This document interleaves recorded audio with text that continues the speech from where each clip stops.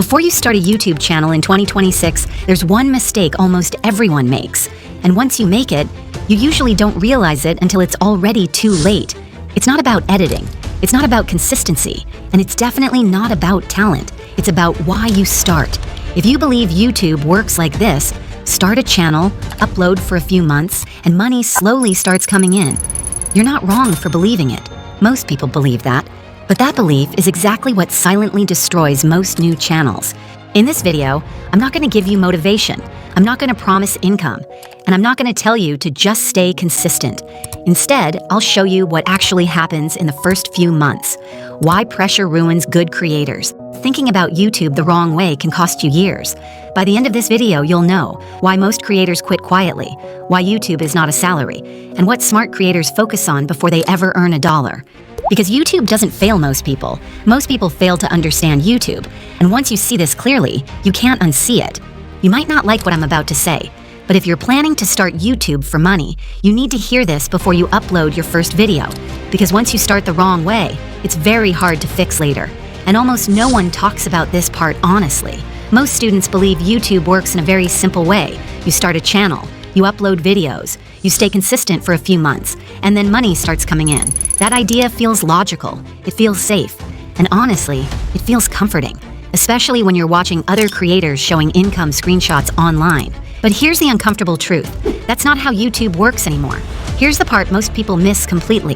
YouTube doesn't pay you because you tried. It doesn't pay you because you uploaded every week. And it definitely doesn't pay you because you need money badly. YouTube only pays for attention that creates value for viewers. And in the beginning, you don't have attention. And you don't yet fully understand how to create value at scale. That gap is where most beginners quietly disappear. Let's talk about the starting phase, the part nobody shows in thumbnails or success stories. In the first few months, you upload videos and almost nothing happens. No views, no comments, no income, just silence. You start checking analytics multiple times a day. You refresh the page. You compare yourself to people who started before you. And slowly, doubt starts creeping in. You start asking yourself questions like, this video was good. Why didn't it work? Am I missing something? Maybe YouTube isn't for me after all. This phase is completely normal. Almost everyone goes through it. But it's also the most dangerous phase, especially if you're depending on YouTube for money. Because when income pressure enters early, this phase becomes emotionally heavy, and pressure kills creativity faster than anything else. This is where things get uncomfortable. When money pressure enters, you stop thinking clearly. You stop experimenting. You stop learning.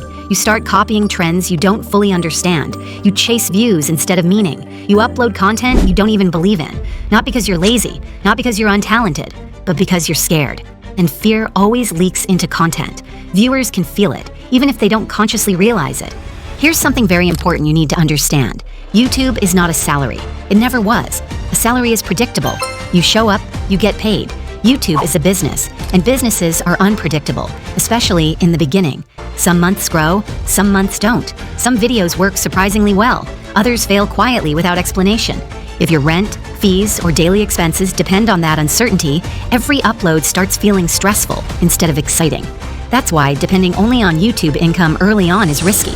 Not because YouTube is a bad platform, but because pressure forces you to make bad decisions. And bad decisions slow growth more than lack of talent ever will. Almost no one talks about this part honestly.